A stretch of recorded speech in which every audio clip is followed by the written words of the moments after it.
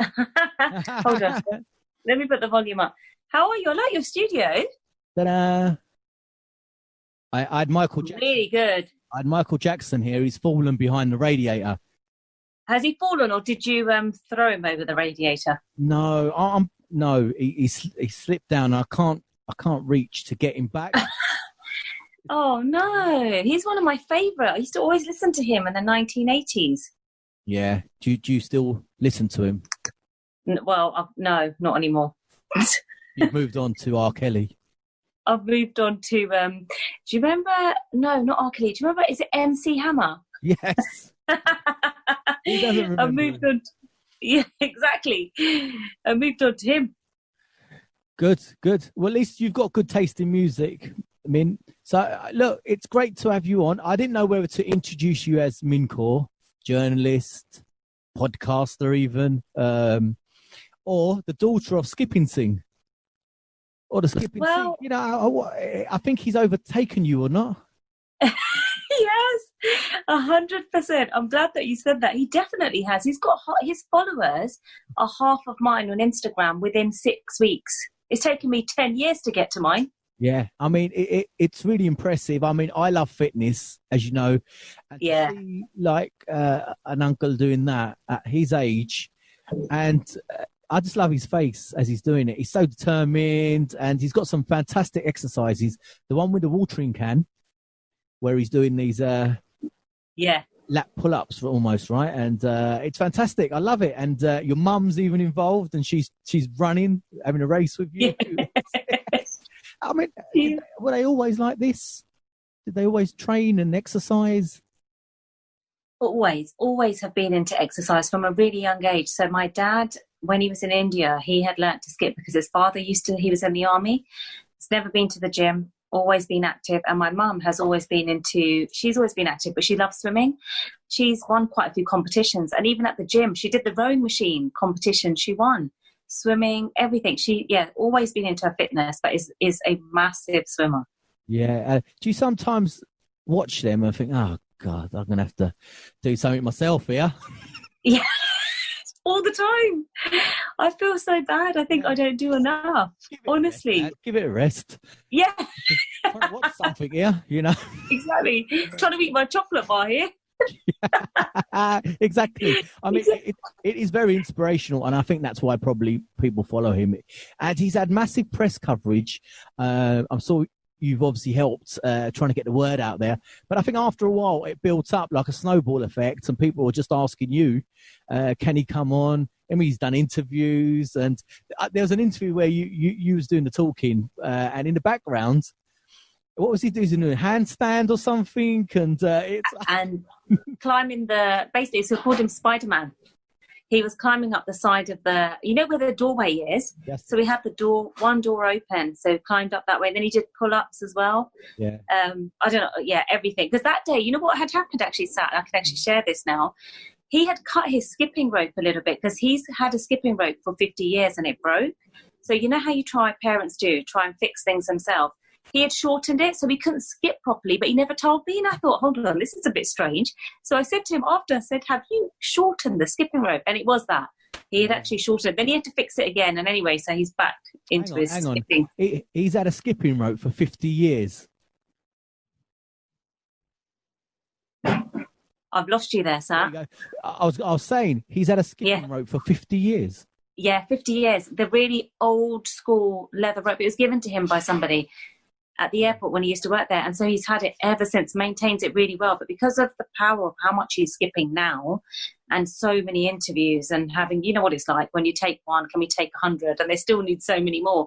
It's really worn the skipping rope out. So somebody bought him a new one and gifted him a new one. Yeah, I mean, that's it. It's great. I love seeing it. I love following him. And you, obviously. Oh, thanks. I'm glad you said that last bit there. But he's getting cakes and all sorts, isn't he? You know? Yeah, for Father's Day. You must be loving it. I do. You know what I thought? I might change my career into being a PR person because it was so unplanned. And everyone said, yeah, it was so unplanned. And I've ended up being this PR person without even knowing it and not getting paid. I did this just in the pandemic, just for the fact that he's my dad. Yeah. And like Does your dad and your mum, are they aware of all the news about them? And so they're aware. They don't get to read up on it, not as much because they're not on social media. All of my dad's social media I manage. Yeah. I've let that out of the bag now. So if anyone thinks it's him replying, it's me. Yeah. But no, he hasn't read any of his articles. He's not really fazed by fame, to be fair. He's really humble about it. And the same with my mum. She's not really, see, even with her, not fussed. They just want to do a good deed and give back. Yeah, I love that because they don't really care, do they? No, they're just doing what they've always done. And it just so happens we went into lockdown with COVID and people were exercising at home because they had to. They couldn't go to the gym. Yeah. And it was just inspirational to see someone at that age doing the exercises, because he was using watering cans and a tyre and just running up and down the allotment, and it just looked fantastic. And the Punjabi community got behind him, and you've got a skipping Sikh. I said skipping sing earlier, didn't I? It's skipping Sikh, and you've got the T-shirt as well. It's got, He's got his own merchandise. Yeah. He's done more than me and you. I know, exactly. In a couple of months. I can't believe it. And the thing is, he has no idea of how viral it's gone. It was only the other day when he went to the allotment, and he went quite late. He left, and there was some guy on a basically cycling home, and he went like this. He goes, Are you the skipping seat? Because your picture was here. And that's when he came home and he said, you've made me famous. And I was like, that's one person. Wait till lockdown is completely over and you walk out. People will be stopping you all the time because they're so inspired, and it's such a positive story. He hasn't done it for fame. We didn't expect this. That's why I think it's so well deserved, because he's never wanted to be in the media. I'm in the media. I didn't even think of it as a story. So I think it's so deserved for people like that aren't looking for that publicity but get it, but they're doing such a brilliant thing in inspiring others. That's when you think, oh, you know what, that is worth it. And we need more people like that, to be fair. Yeah, and you know what? That's a perfect segue to some of the other work that you've done. I mean, you're literally knocking on doors of people that you think deserve some kind of exposure, so they can get their stories out, and some of the hard work, because they're doing it behind closed doors, off social media. They're doing it because it's a good thing to do, rather than a social media clout. So they don't want likes and shares. They're not really into that. They're doing it for a reason. Yeah, it's not exactly. You get them people giving some money to a homeless person, and they said, "Hang on, let me just take a picture so I can put it on my Instagram and I know tell everyone how good I am." And yeah. Whereas the people you've shown, they're not like that at all. So where was the idea behind that come from? So I'm really glad that you've said that, because today is World Vitiligo Day, and I've always wanted to do something around that, because it's a condition that I've always been curious about. Never really knew much about it, but I've also got friends of mine who've got vitiligo. And the thing is that you'll really understand this, because I'm so passionate about underserved audiences and people who don't get a voice, and especially when there's a stigma in the Asian community, because I faced it myself. I faced it for divorce, but there's so many stigmas in the community that I think it's unfair. These people need a voice. And so yesterday I pitched an idea. Well, actually no, I pitched the idea last week to HuffPost. The editor only came back to me yesterday, and because I was so passionate about it, I knew I'd done the interviews, but I knew it was very last minute. So she said, fine, if you can turn it around by 4:30, and I was told this about 1:00, fine. You know what? I can tell that you're really passionate. You really want to do it. You know what? I put my whole heart and soul into that yesterday. That went out today. And those 3 case studies from the Asian community, so I switched it. I thought, I'm not going to just do women. I want to do 2 men and 1 woman, because men have a stigma as well. And you know what? Let's hear their voices. They were so thankful. I didn't feel I'd done anything, but I tell you one thing, it put a smile on my face to know what it meant to them, because they said, we don't talk about it enough, and you've just gone and shone a light on something and put it out there for voices that we don't hear from. But that's what I care about, and the reason why I care about it is because I've had this conversation with you, if I can say this, is because I'm actually sick and tired of seeing the same old faces in the media from the community who may go out and do one thing, take a picture, and all they've done is given a homeless person money, or it's related to giving homeless people food, and it's related to them giving langar. I'm not being rude, langar started from Guru Nanak Dev Ji. It's never going to run out. It's not hard to get langar from a Gurdwara and give it out. It's great what they're doing, but I don't think it's hard. It's when you go out and you're making a difference in those people's lives because you want nothing back and you want somebody to be able to have a voice and share their story, or you're going into communities that don't get heard. For me, that is making a difference, and they're the communities I care about. And that isn't just Sikh communities. I think anyone from the BAME community that's got a story who people aren't listening to, they want a voice. You know what? Please come forward, because I really want to be able to give you that voice, because you deserve it. Because I know I've had the struggles myself. You know, I haven't very much got to where I have through people just putting me on pedestal. I've had to work really hard, and it's been my faith and my parents and a few people like yourself, Sat, who have really supported me. But there are very few people. People think, oh no, it must be, you know, she must be getting that support from it. No, trust me, it's hard. I tell you that now, and I'm saying it because I want people to listen to this and understand that, you know, if you want to get somewhere in life, you need to lift each other up and you need to support one another. And you can only do that if you make a difference yourself. So I very much have been so passionate about underserved audiences, voices we don't hear from, and these stories that are hidden. They exist. Let's give them a platform. If you're in a job and you're able to help somebody get far in their life, then help them, because it costs nothing. Don't think it's going to take away your position. You're going to grow anyway. You know, what you give out comes back. So just be kind and help people. I think it's such a blessing to be able to do that. So today I felt so happy. You know, it's a happy World Vitiligo Day to everyone. I'm glad that through the skills that I've had, I've been able to share a story that means so much to you all. And you know what? Keep airing the stigma around it and tell people to stop judging, accept people and love everyone for who they are, because the world is a beautiful place and God resides in everyone. So we should really love everyone, regardless of caste, faith, creed. Just be kind, please. Yeah. That's fantastic. Shots fired, Min Kaur. Thanks. I love that, Sam. But I mean, you're absolutely right. I mean, talking about vitiligo, it's for people that don't know, it's a skin condition where sort of they have patches on their face and hands, which is lighter than their natural skin. I remember I had a friend at school who had that, and I remember asking my mum. I remember this quite clearly. I said, "Look, why is his skin condition like that?" And my mum, obviously not educated in vitiligo, she doesn't know. She goes, "Oh, it's because he's eaten meat and drank milk."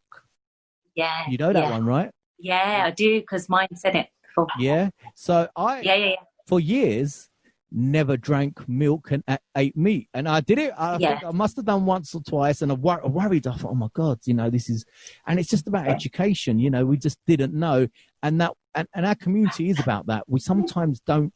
Sat, you coming back? I hope you're coming back. I feel like I've lost you there. I can still hear you. Okay, good. Go on. Yeah, no, go on. So you were saying that for years you did eat meat, and I did. At one point, I did have some. You know, like you go to McDonald's, and I don't know if you do. And have a milkshake with a burger, and I remember being young, thinking, "Oh my God, maybe I'm going to have patches," because we didn't understand, and that was with me for years. It's probably my own fault for not learning about it, but that is that stigma. You know, I mean, it's just a condition that can affect anyone, obviously, right? And it doesn't mean. But I mean, what does it mean for people? It doesn't mean they're any less. And so, no, within our community, are they treated differently? Or the people that you met, what was their kind of experience? Yeah, that was it. That was exactly it. That it was around the stigma that people would make really silly comments. You know, for example, one of the ladies said, her family had said to her, "Oh, now that when she just got the condition, you better get married really quickly now, so that it doesn't end up spreading, and then no one's going to want to marry her." Other people don't want to come close. So really silly comments around it, or just things like, what is that disease? People calling it cancer, people calling it this, but just being really rude and making them feel that there's something wrong with them. And I understand that the elder generation, even with my parents, they don't really know what it is and what condition it is and where it starts from. But that's exactly why we need to educate people, and we need to give we need to give people with, whether it's vitiligo, whether it is cancer, whether it's anything, whether it's divorce, we need to give people that platform to share their stories, because I don't think people realise how horrible it is until they read it. And these case studies were so powerful already. I mean, I only just posted it an hour ago. I've had so many people comment saying, well done for giving that platform, and the case studies are amazing, because they are. And you know what, shall I tell you what's really funny? When I was working on it yesterday, I showed my mum the pictures of 3 people, and my mum was like, wow, she goes, God, that the girl, she goes, she's so pretty, and look how smart the guys are. And then she was just thinking, oh my gosh, like my mum she was really taken aback. She's reading the article just now, and she was so taken aback by their stories that it has touched her. She's 69 years old. How is it not going to touch the other elderly community to then think, you know what, we shouldn't have judged. Okay, this is what it is. I understand, because that's what it is. It's not their fault. It's just about us trying to educate people and to stop. I just think we've just got too much out there on the known stories. You know what? I know about homeless charities. Great. You know what's great what they're doing. But I want to know about people like this. I want to know about people that have got great stories. I'm interested in them because they are making a difference.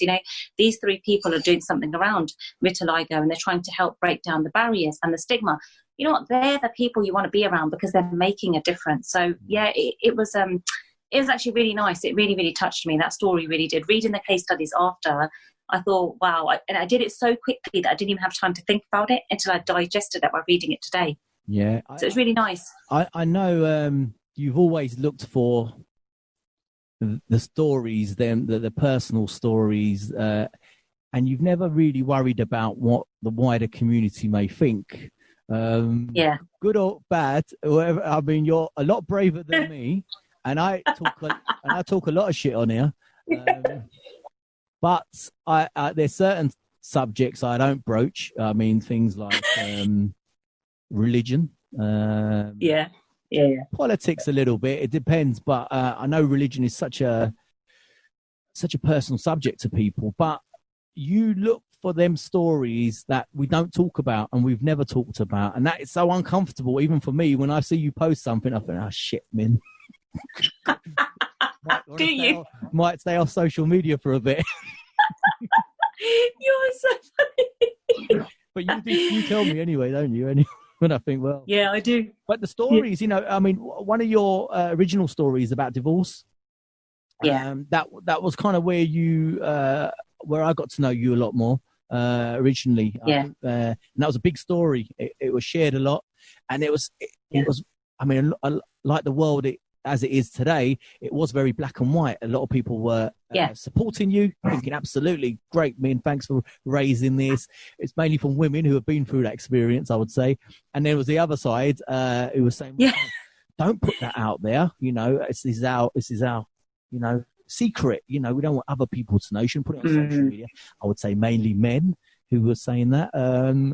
So it's an interesting sort of dynamic there. But do you ever get worried when you do these stories? I mean, that divorce one was obviously very personal to you, but do you ever get worried and think, well, as you're writing, do I need this stress in my life? You know what? You're right. I think that's what made me realise was probably when that went out. I had no idea that it would get some backlash, which it did. I did not think twice. And when I did think, oh my gosh, I really don't need this stress. You're just telling the truth. And at the end of the day, telling the truth is a good thing to do, because if you can be that voice and other people start talking about something that isn't really spoken about, then that's a good thing.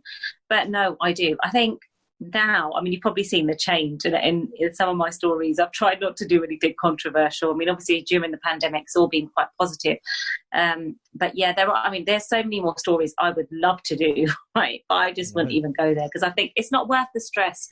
That it's just not worth the stress. But it annoys me, I'm not going to lie, because I very much believe that I've always been brought up to tell the truth, yeah? And if there's a problem, you should talk about it, because if you talk about it, things can get better.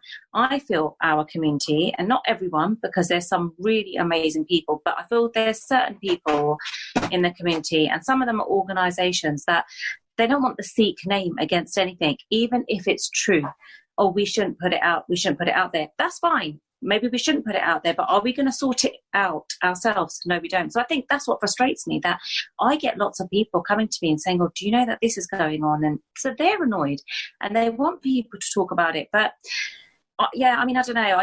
I do get a little bit worried. Where I think, oh, can't be bothered. You know, what's the point? Because I do believe that whatever, if someone is doing something wrong, you know what, let them carry on. It's not really it's not that let them carry on as in let them do wrong, but as in, I think, what's the point of me taking that stress on and doing an article on them when actually God sees everything? And if people think that I'm going to get away with this, or I can get away with this, and you're doing people wrong, then you know what, I'm sure that if that won't last for very long, it doesn't need me to write that story on you. But I will continue to help people who want to voice, to share their stories, definitely. And if that annoys people, then you know what, I'm really sorry. But at the end of the day, everyone is entitled to their opinion, and everyone has a story, so let them share it. And if I would say to anyone who doesn't like my work, or you know, finds it, I don't know, could be wrong in their eyes, don't read it, don't follow me. I'm not offended, because I don't do it for followers. See, this is the thing. I was saying to my mum and dad, it wouldn't bother me if I had no followers, right? It could be that one person that you've just inspired through the story. I mean, my divorce story did a lot more than that, but that was it. That's all I wanted, was to give a voice to women who did come forward, said we felt the same, had been made to feel the same by Gurdwara in the community, because that is exactly what I went through at the time. Things might have changed now, and I know that they have, and men might feel, well, you didn't give us a voice. But the thing is that, you know what was really funny off the back of the article? I said to a lot of guys who've gone for a divorce, look, to be fair, I'm really sorry that you weren't included in it, because no one ever comes forward. If you've been through a divorce, talk to me. They wouldn't come forward. Yeah. They wouldn't actually come forward to share their story. So what can I do? I can only share someone's story if they speak to you, right? So I think that's a frustration. Like, people will moan about stuff. Oh, I don't like this, I don't like that. But are you going to make a difference? And if you're not, stop moaning about it. Don't follow my work. Because I'm not criticising other people. I think crack on with what you're doing. I'll follow the ones who inspire me, who make a difference for me. I'm not going to, if I don't agree with something, I'm not going to sit there and start slandering them or bringing them down on social media. Because I know with my divorce story, it's so stupid that some of the people in the community, like the organisations, are getting so offended because it said, Sikh men don't want me because I'm divorced, right? They thought I was bringing the faith into it. And I said to them, first of all, you want a tick box to say Sikh, yeah, on the census form. You call yourself Sikhs. I'm not going to put Punjabi, because that can mean anything. It is Sikh men. So it's not bringing their religion into it. I'm not saying that our gurus have, because our gurus don't judge. And that's because faith means a lot to me. They don't judge. And if we started following that path, people would stop judging and labelling people. So it made me laugh, because I thought they're getting offended over the fact that Sikh is in the title. It's because of the fact they think it makes them look bad. But so what? It's the truth. If you're judging someone, it is bad. If you're labelling a woman because she's divorced, it is bad, because you should look at your people that you know, your sisters or your mothers, because I'm sure there's people in the family who have gone for a divorce. And that's the same thing even with men. If women are judging men, don't do it. Just don't judge anyone, and just stop pointing the finger at people for something good they're trying to do, and just get over it. Life is so short, right, to be miserable and pointing the finger at people. Just be happy and be kind, because you're not gonna lose anything by doing that, So no. Yeah, I mean, it's tough. I would say to you, we do live in a world where people are triggered or get upset about absolutely anything these days. So, yeah, I know. When they've got a story like yours, I mean, they must be jumping around all over the place, because they've got something really juicy to get their teeth into. But the problem I see is, well, not problem. The only way I see it is, you're obviously Sikh. You got divorced. And then in your experience, you had men saying, look, I can't get married to someone who's divorced. Yeah. How can they then judge you on your own experience? Because they're not you. This is your experience, and you're sharing it. And obviously, there are other women in the same situation as you. So there was an issue. Yeah. Quite clearly, there was one. Yeah. And if you was Jewish, I'm sure you would have said, look, Jewish men don't want me. Or if you was Muslim. Exactly. Muslim men don't want me. This is what I mean. This is exactly it. Because if I had put, I'm Asian and Asian men don't want me, what does that... Because this is the other thing, sir. If I don't meet somebody Sikh, you're going to get them lot kicking off about, Sikh girl didn't marry some... You know that, right? Yeah. They're going to say Sikh girl didn't... So I just think, do you know what? Honestly, and I'm saying this because I'm really not afraid to say, you know what I'm like. Mm. I'm not here to please the community. I'm here to please the one and only that it resides inside of us, yeah? And that is the person that you are. You don't have to look the part to think, oh, wow, because and I'm going to say this, yeah, that just because you're an Amritari person and you think that because you are and you look the image that everyone's going to think you're amazing, because I can tell you now, there's so many people out there who know exactly what a lot of Amritdhari Sikhs are like, and that is the truth. So I'm not afraid of saying it. I think, you know what, if you're a good person, it doesn't matter what faith you are, doesn't matter what you look like, it's your heart and the person that you are. And I totally am a strong believer of this, Cher. And just like touching on it, because I know that you don't talk about religion, but I know you won't mind me saying this, but Guru Nanak Dev Ji was all about oneness. You know, Guru Nanak Dev Ji's two best friends, one was Hindu, one was Muslim. So I personally think, when we have these clashes in religion, or we think, oh, you know, we're so amazing because we're Sikhs. No, you're not. That amazing person, and I'm saying there's lots of amazing Sikhs out there who really are, but they might not be baptized, so people, because they feel they don't fit in. Well, you do fit in, because I think someone who's a good person, it does not matter what faith you come from, as long as you're a good person. And if you care about your faith, you're not going to then think, oh, I'm going to judge this person. You're going to think, do you know what? My Guru's message was loving everyone. And it doesn't matter who that person is. So, yeah, I totally agree with that. If I had said, you know, if I was Jewish, I would have said that. If it was Muslim, I would have said, Muslim men don't want me. I just put in there what is the truth, that I am looking for somebody Sikh. So it's the Sikh men that do judge me. Now, if that's wrong for sharing the truth, then, well, I'm sorry. I'm going to continue sharing the truth, because I think you should, and I think you should be totally honest in everything you do.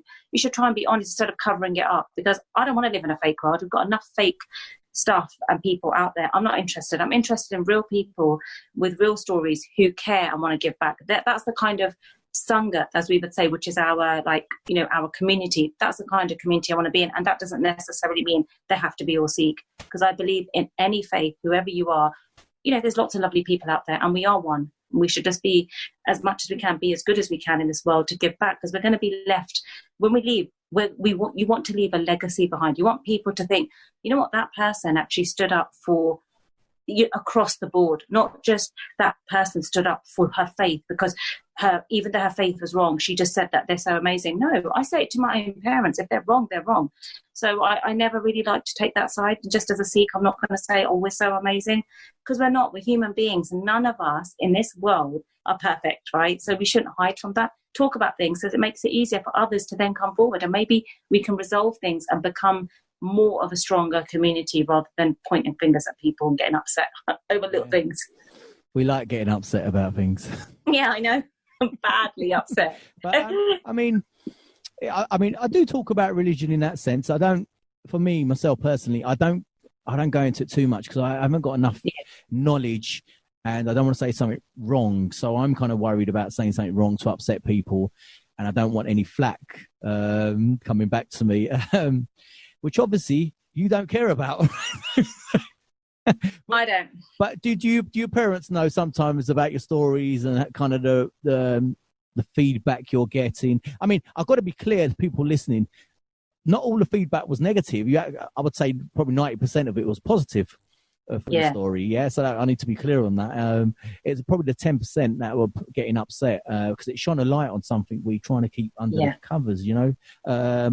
So, but you seem to be built. You seem to have your DNA as an investigative journalist. You look for these stories, and if that's the story, that's the story.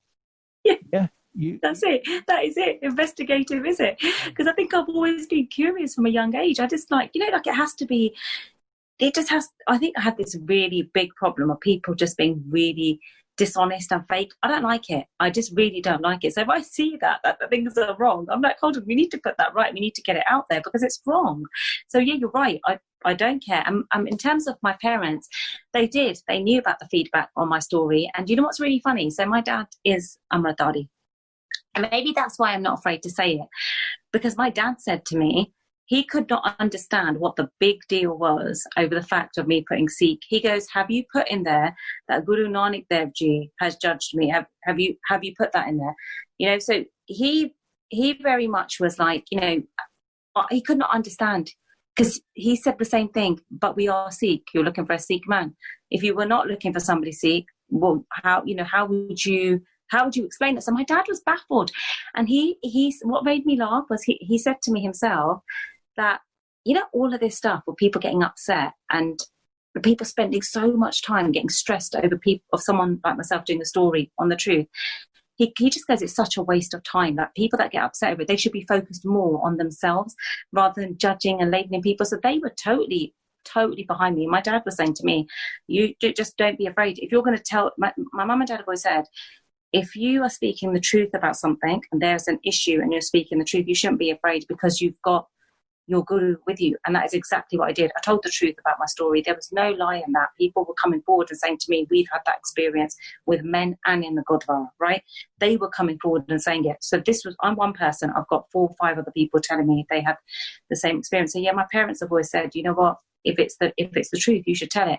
You know, I know there's some stories that you just think, oh, I can't be bothered to even look into it, because there's no point in our community. It's too much stress. But I just, I know. But yeah, you know what I mean? It's too much stress, but it's sad. I tell you, it is sad though, because I tell you what, right? As a Sikh, if we are Sikhs, then we should really follow what Gurbani says, which is about being honest, right? And being true to yourself and being all that content, kind. I don't see that in a lot of people, and in that are out there that are all on social media. Oh, I've done this, I've done that.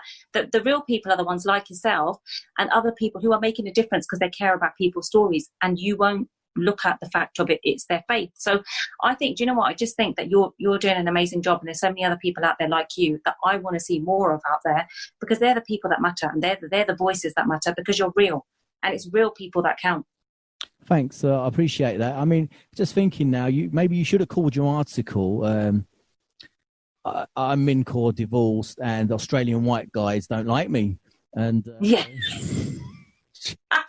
Should have just made a random, some good Jamaican or Australian or Nigerian men don't like me. That would have been all right. That would have been exactly. A prince from Nigeria. That's what you need. Yeah. A prince who's got money, no. But you can only get money if you put down £2,000, and then you'll get the rest of the money. That'd be wicked. All right, next article. It will be a follow-up to that one, okay? I'll let you know when that's out. Min Kaur's looking for a shining Nigerian prince. That's it. No offence to any Nigerians listening. Okay, It's a joke, yeah? Exactly, it's a joke. It's true. But so... I'm very interested in these. Obviously, these are the kind of stories you don't actually look for. These stories, you're not looking for controversial stories. I think that's important to say. That's not what you're in it for.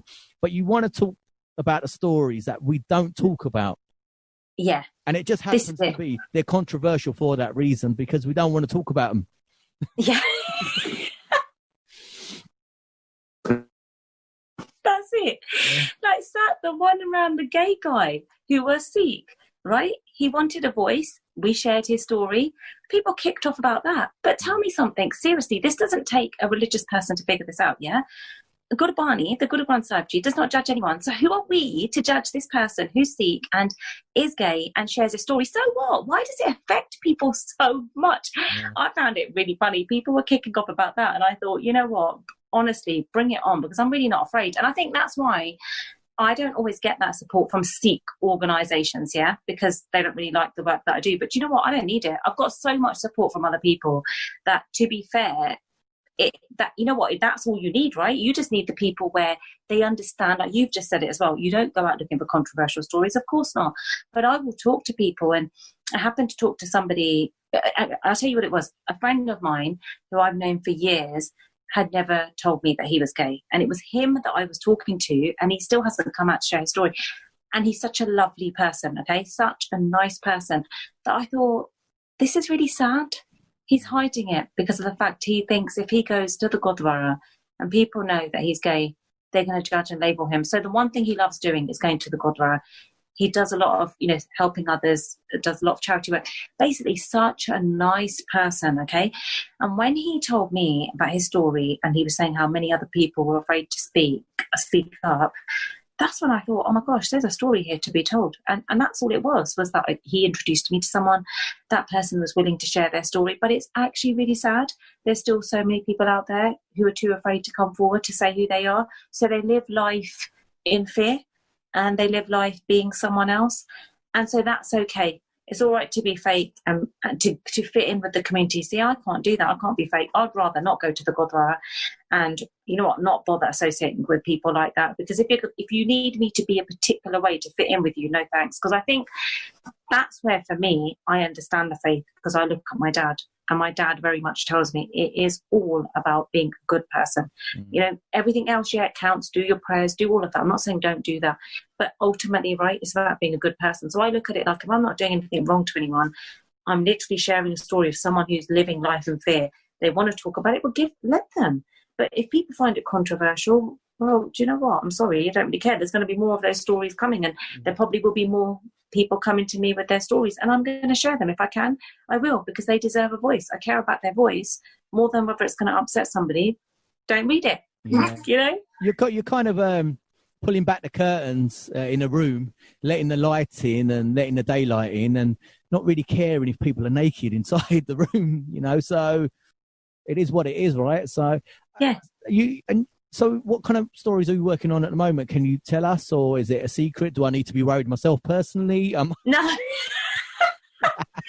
Well, do you know what? This has just gone live, mainstream media, so you don't have to be worried, because you'll see it after. I'm only joking. Okay, so the one that I'm working on now, and I sent you the message about this, was the health of God. So I've got to tell you about this though, right? This is so funny, okay? I'll tell you the story first, and then you are going to crack up when I tell you what happened, okay? So it's about health and faith. And the story was this, and I don't think it wasn't that I was clear. It's just, you know, when you're a journalist, you type things really quickly, and sometimes when you type things, it doesn't come out clear. But also you just get people that are stupid and just question everything and say stupid things. So it was about the piece I'm working on, right? You tell me what you think about this. It's about health and faith and how they tie in together. So I was looking for people that, because they're busy, they may not get to go to their place of worship. Now, this is not a Sikh story, but anyone who doesn't get to go to their place of worship more than once a week because they're busy. I posted on a group, which was a Sikh group, okay? And it was around, you know, I'm looking for people that don't get to go to their place of worship as much. Could you get in touch? And maybe something about health, something that was very vague. And I said, could you get in touch? You know how many negative comments I got? And shall I tell you, some of the comments were so funny. Why would you want to put out in the media people that don't go to their place of worship? But seriously, even the most religious people might not get to go because they get busy. Does that make them a bad person? Does place of worship does going to a place of worship define you as a person? I know loads of people that go to their place of worship. That don't mean that they're good people. They're doing a whole load of wrong on the other side. And then I know people who don't go, and they're amazing people. So I couldn't believe, right? There were so many negative comments. And then I had loads of people say to me, you know what, Min, this is why I do not bother even posting on a Sikh group, because they were laughing at them. But that is a story, health and faith. Now, is that a controversial story? Or is that quite nice to see when you get busy? Do we get to look after our health? Do we get to go to a place of worship? I thought it was a really nice piece, and I got comments off the back of that. That's what I thought. You know what? My hands are tied. I'm not interested in Sikh stories. I'm going to go out of the community, because the comments I get from out of the community are just so nice. So nice. I think that it made me laugh. It is kind of funny, because I'll be honest with you.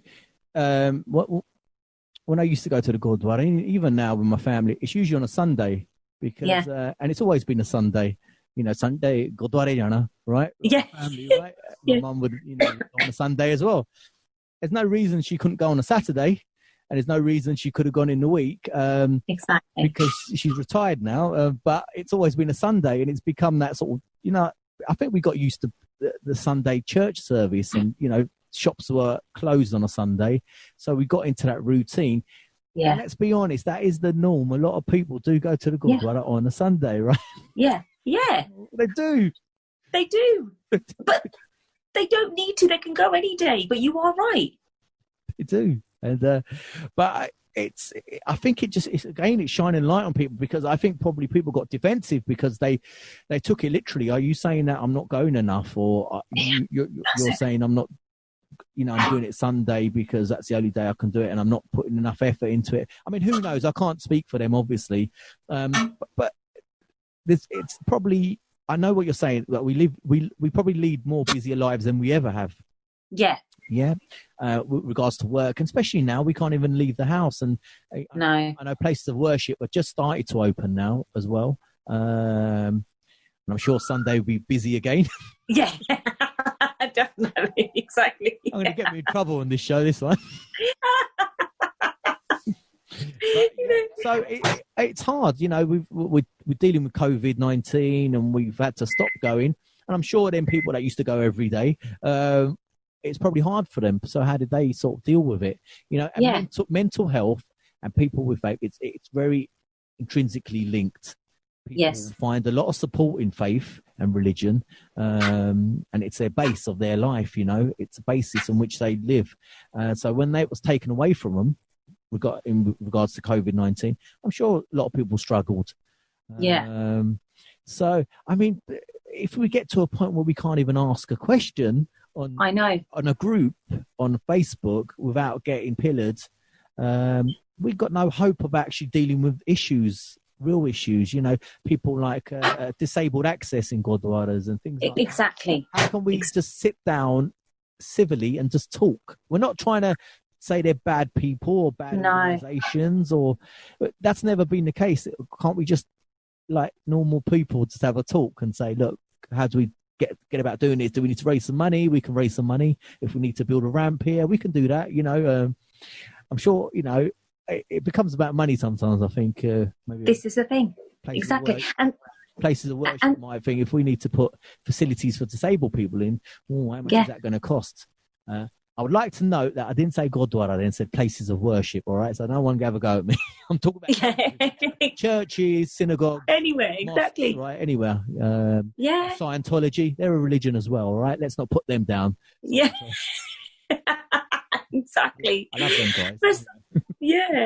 But that was it. You know what was really funny? I had a family who had that issue. Basically, they had a son who's disabled, and so you know what, it's really interesting you've said that, because that was the other thing that I was really interested in. And they said we only go to certain Gurdwara because some of them really, they haven't got the access or the ramp there. But that's exactly it. They weren't saying it in a bad way. They were just saying, look, this is the reason why we go here and we don't go there. We'd like to go to the one that's just down the road, but we can't because of this. So I thought, well, that's an interesting story, because maybe if you were to shed a light on that, maybe you could, like you said, work together. And with the Gurdwara, maybe they could have that there. You're not making them look bad, but I think that's what it is. When you become really defensive, and you can't say anything without people thinking, oh my gosh, this is making our community look bad. I just think it's, you know what? It's not about making anyone look bad. Honestly, you're going to look bad yourself when you get to a point, and journalists who are in the community, you know, even like myself, are going to think, you know, I'm not actually interested in Sikh stories. And they come to you, would say the community come to you with a really good story, and you're thinking, forget it. I don't want the headache. Because I think I'm getting to that stage now where I'm thinking, I'm not interested. I'm actually not interested. I'd rather go to other communities because they're so helpful, and they don't question anything. They'll just say, oh, okay, you're trying to do a story because there's a problem here. You just want to shed some light, see what we can, here's like turning a negative into a positive, which is always what it is. You know, you've got the controversy, but what I do try to do, and I even did this on the interfaith piece. Again, I got backlash on that. I made sure I had a Sikh person who could be the voice for the Sikh community. I thought I had done right. I had so much backlash on that as well. Honestly, they were like, why are you covering something like this? You shouldn't have done that. And I thought, oh my gosh, there is no pleasing them. Like literally, there is no pleasing them unless you go out and say, we're so amazing. We're doing all this Langar Seva, which again, the Langar Seva doesn't come from individuals. It comes from Guru Nanak Dev Ji. They started the Langar Seva. It's because of our gurus that they blessed someone to do that seva. You know, it's all this credit of, oh, well, we're going out and taking food to people and it's not you. And I think that's what it is. People have lost the message that people of faith who are really of faith are just going to be really lovely, kind-hearted people. And they're not going to mind you saying, oh, I'm looking for a story of health or faith, because they're going to be so content and happy within themselves. They're going to want to help you. And I had that from someone in the community. Actually, to be fair, I did a piece on them. So again, 1984, I did an article on 1984, and you know what was really lovely about that? I spoke to one person in the community, that Harjinder Singh, who's very much knows all about 1984. Okay, he goes on to a lot of the channels, he talks about it, and he's Amritari, but such a nice person. You know, when I went to HIMSA and I said, look, I've never written on 1984 before, I don't want to upset anybody, I really would like to do a middle of the road article. could you help me? He did not question it. He was like, yeah, what help do you need? You know, he helped me through that article, which is such a, if you think about it, 1984 is one of these things where, again, people get so offended. They get so upset if you write something, one little thing wrong. Like people get, and I understand why, because it's a really sad time. But if you think about it, the way to tackle that is not to start saying, oh, you did this wrong, you did. And he just said, he goes, what help do you need? You know what, we got the article done.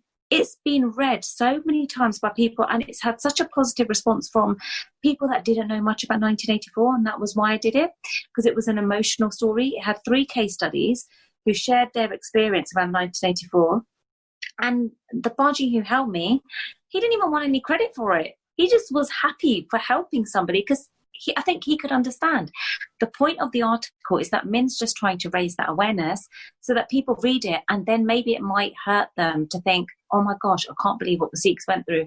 Whereas if I had done a really finger-pointing piece, right, nobody would have read it, and they would have thought, oh, do you know these Sikhs, yeah, all they do is just go on about themselves as if there's been no other big thing like that happening, like the Black Lives Matter, yeah, even for them it's really sad what's happened. But it isn't just the Sikhs. There's so many other communities that have suffered really bad trauma from really huge things that have happened, and the thing is, they're not sitting there saying, oh, it's just us, because it's everyone. So he was so helpful, and that article, honestly, Sat, I mean, you know what, I don't know if you read it, but I'll have to send it to you. It really touched people's hearts, and I had so many people saying, Min, thank you, because you put 3 case studies in there who, you know, were there at the time. So it hit them more than it would have if I started saying, oh, but the government did this. Oh, but you didn't help me. Oh, but you know what? As a Sikh, we're the only ones that you should only care about us. Do you know what we went for? I'm not going to do that, because Sikhi in itself is about love and being kind, and it's about living in the hukam, which means God's will. So there's ways of dealing with things. And my whole thing around beautiful people is someone like Harjinder Singh, who is an Amritdhari, who is so down to earth, and did not say, well, Min, who are you to write the article? You don't look the part. He was just straight away like, how can I help you? And do you know what? There are people like that, and they're the people that I think, to me, are like an example of, whether it's the Sikh faith, the Muslim faith, any faith, they are role models to me, because they just want to help. And I think that is amazing. They're the people that inspire me and are role models, because they don't judge you. Mm. I mean, so how do you relax, Min?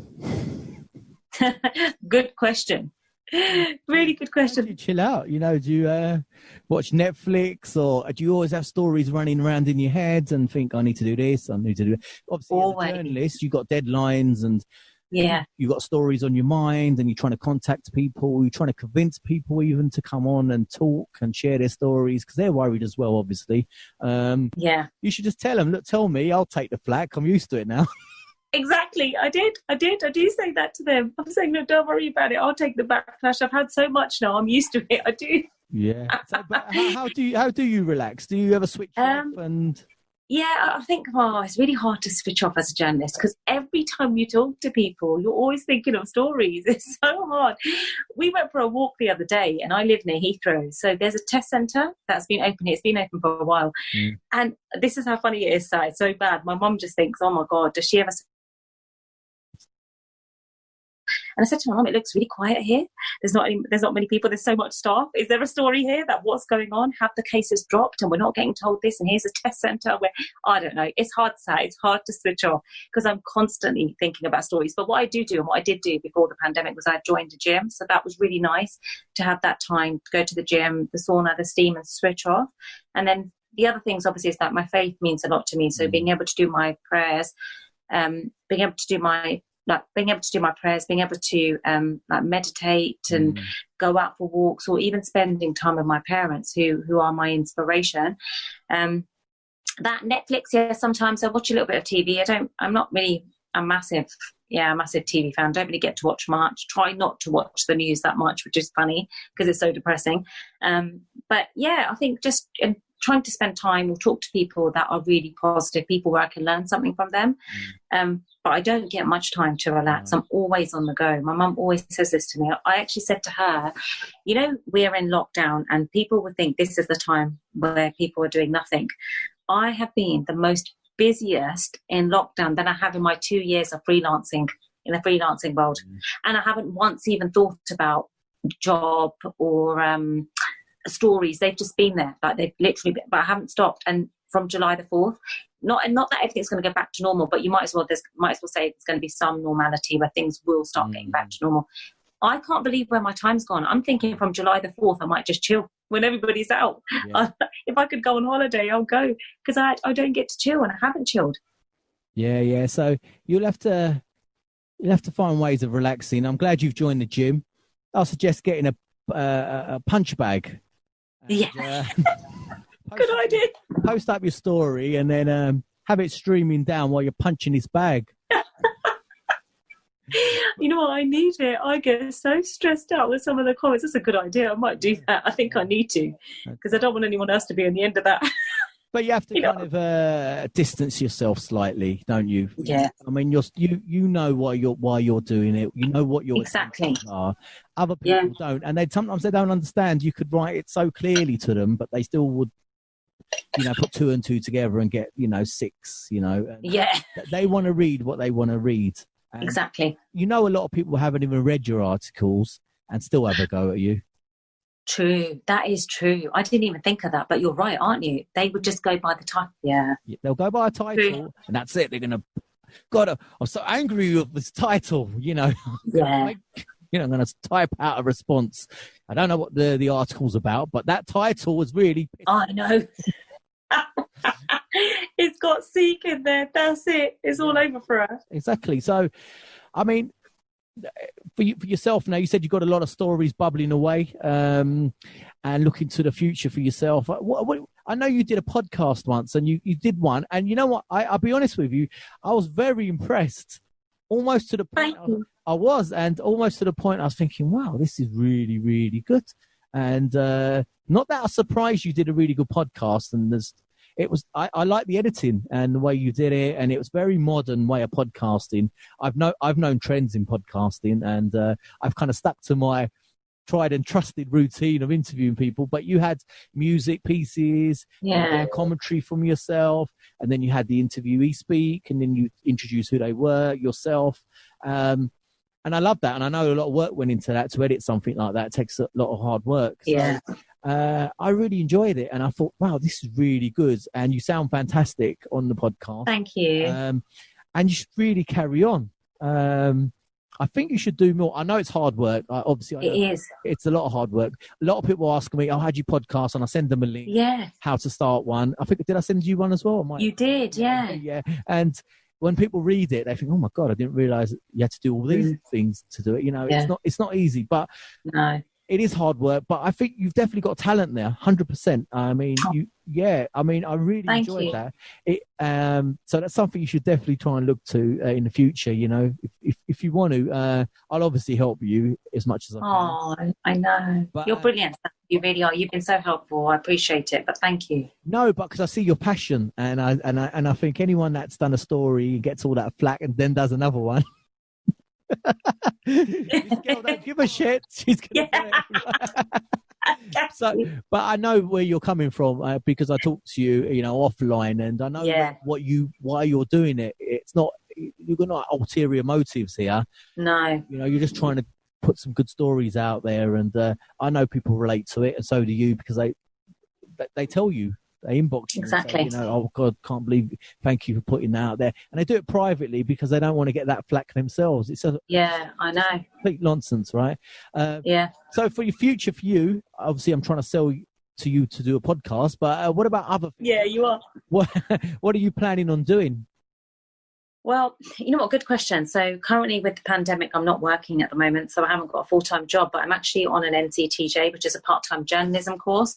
And so that runs until the end of the year, and then I'm busy with my dad's stuff, which I don't know where that's going to go, to be fair, because I think there's something there. He's getting a lot of traction from Age UK and organisations that are non-Asian, basically, that want to take it forward. So what I wanted to do, this, I've chatted to you about this. I'd love to be able to present, or something like the One Show would be the ideal thing. That as a reporter, or to present shows that are kind of lifestyle, those entertainment, culture, communities. That's what I would love to do going forward if I could. But right now, I'm not really focused on that. I think I'm just it's funny. I think, since my dad's story, because it was so unexpected and it's gone to where it has, I'm quite happy doing this as seva, right? Which is just giving back, doing it for my parents, because I really believe there isn't anyone out there like them that I see. Forjah Singh definitely is one person, but Skipping and someone at his age, at my parents' age in our community, I don't see people like them. So I want to leave a legacy like for them. They've inspired so many people, and I think if I don't put that time in, I'm going to regret it later. Whereas my job can come. I've built up, I've got a portfolio. I'm building on it. I work really hard. I don't even get time to socialise before the pandemic, right? I was in lockdown 2 years ago because I wasn't socialising then, right? COVID was in my life 2 years ago, and now it's, but it's just, hopefully, Sam, I think, do you know what? I would love it. I would love to be that voice for people to feel comfortable enough to say to me, Min, you know what? We don't trust like the media, because every time we go to them, they kind of turn our story or whatever upside down. We want to be able to come to you. This is the story. Could you be that person to take it forward? Because I feel in the work that I've done, I've been able to do that. I've had people say, Min, if it wasn't for you, it wouldn't have been fair in my articles and stuff. So it's quite nice to know that people trust me. I just wish, for people out there in the community, they would think, do you know what, we can go to Min with the story, and she's going to be able to try and make it what it should be rather than what the media want it to be. So going forward, I wish I would have that voice and be somewhere, whether it's presenting a show, whether it's doing my own YouTube. I would like to be able to really help people to feel comfortable enough to come to me with a story, so that we get more traction around the stories that should be told, but in a nice way, not so people start kicking off. I'm not, like you said, I haven't got an agenda. I think because you know what it is, Sam? I think, because of my story, the divorce, I kept it quiet for 10 years. As in, people knew, but I think I relive that every day. I was not able to go out and talk about something that I should be able to talk about. And because you've lived it and you've lived it for so long, I don't want other people to do that. I don't want, whatever it is, whether it's divorce, whether it's being gay, whether it's vitiligo, whether it's domestic violence, whatever it is, whether it's men, even with mental health, even men with stories that feel they don't feel comfortable. I want them to come forward and just have a voice. So I hope one day I can be that person to lead and take it forward, and they don't feel afraid that, oh my God, we're going to a journalist. They just want a story. I don't just want a story. Yeah, I need stories for my work, but you know what? That isn't the be all and end all. I've been working throughout this pandemic, not getting paid, but doing my dad's stuff, and doing other stuff. I haven't got paid for it because I care. And if I can get a story out there, I would love to be able to help. So let's see where the future, where it lies for me and where I end up. But I want to be able to give women a voice, especially as well, because they should be strong and empowered, as well as men who feel, we can't talk about things, to be able to come forward and just trust me to know that, I haven't got an agenda. I just care about people's stories, and I care that people have a voice. Yeah. Do you remember once you asked me, you go, not sure where I should sort of put myself. What you've just said, listen back to it when the show comes out. Okay. That's your place. There you go. Thanks, sir. That's exactly them sort of hidden stories. That's where it is. So that's what you should listen back to. The answers yourself. So I think you should definitely do it. I would support you. You can use technology these days. There is YouTube. There's podcasting. Yes. YouTube is like your own TV show. Podcasting is like your radio show. You can put things on Medium as articles. You can have your own website. Do you have your own website and things like that? Where can people? I haven't yet, but that's what I need to do is get my website, because you're really good with your stuff. I love the way that you've laid out your whole podcast. Everything is so professional, but then you're really good with photography. I'm not that technical. I think that's where I'm really weak, which is what I need to do. I know I do need to have a website and get that up and running. Yeah.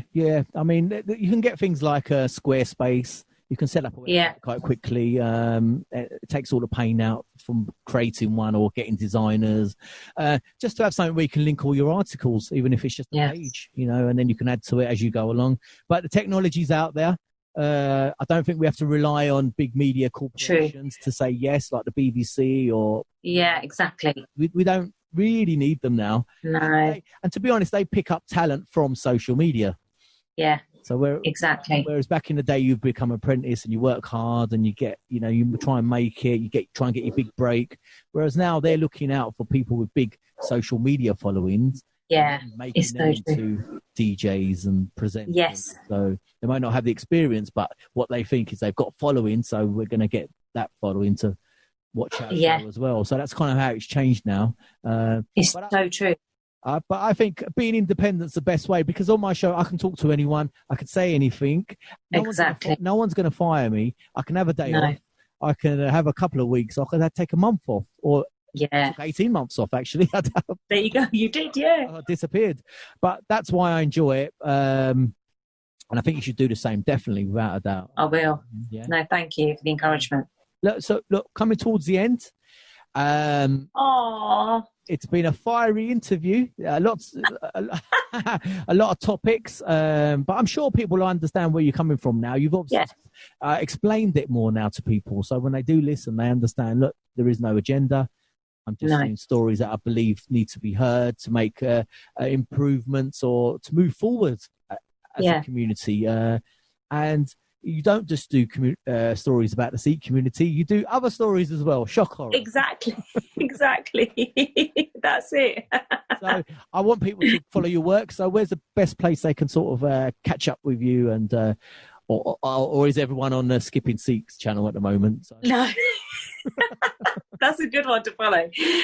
So mine is Min Kaur 5 on Twitter, and then minreet_core on Instagram, and then Min Kaur LinkedIn and Facebook, so they can follow me there. And if they do want to follow my dad, Skipping Sikh is there, but oh my gosh, his followers are nearly halfway at mine. I can't believe it. So feel free if you want to. But that's where you can find me. And just really quickly, so if I can mention it, I would like to say that my dad's got his own YouTube, Skipping Sikh, so please do follow that, because he wants to do live videos and we want to try and get him to 1,000 followers, because then he can do stuff live there and then, which would be so nice for the community, as we aren't, because we're still really, I know we're going to come out of lockdown, but come on, the elderly aren't going to feel safe going out all the time, so it'd be nice to be able to do that for them.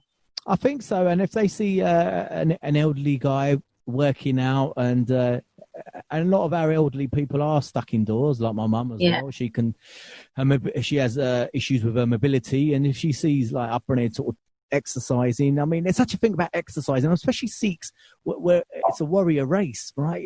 We're warriors. Exactly. That's how Sikhism come about. And if you look at our symbolism, there's swords and khande, and so fitness should be a major part of our lives, definitely.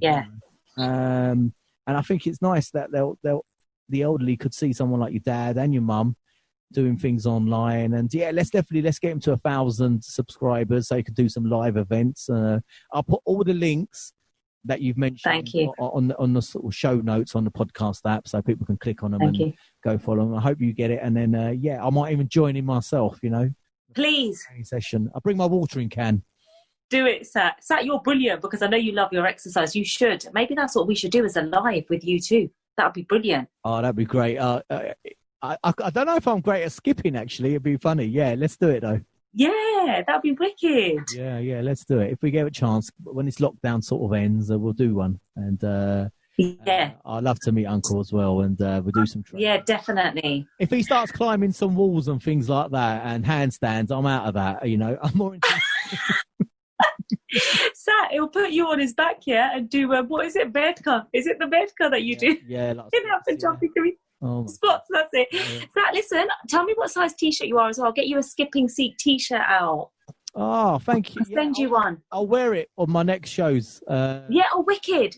All right, so you'll have to do that, please. I'll tell you what size I am.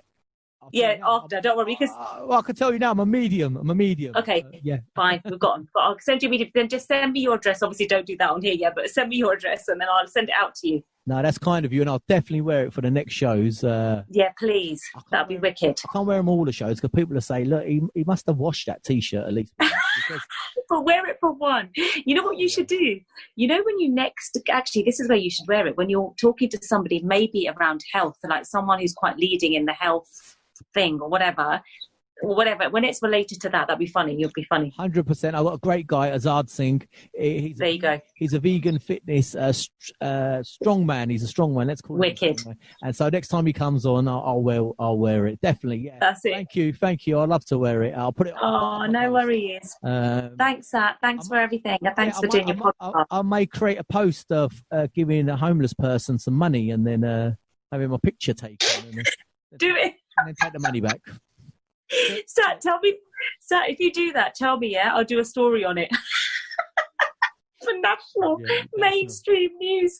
Let's do it. Let's do it. They'll interview the guy afterwards. So what did you do with the money? Nothing. He took it back. Exactly. He took it. He went and got himself a McDonald's. Yeah, all these Indians do. They just get a picture and they're off. Thanks, Zach. Do you know what? Exactly. That is exactly it. Pictures everywhere, yeah? We did this, we did that. And then you know what? Then they bring the langar into it as well, which I know is amazing, yeah? The langar itself is amazing, but please remember where it started from, yeah? You're going to get me a lot of trouble, this one. No, don't worry. I've said it, so don't worry. You haven't, yeah? No, I'm just kidding. It's fine. But thank you, Min. Look, we finally got there. We've done it. We've done the interview. It's been a long time in coming. Feel free to come on again if you've got a new story. Definitely. Talk about, somebody. Some of the issues that you raise, I think will make great conversations because I learned something as well.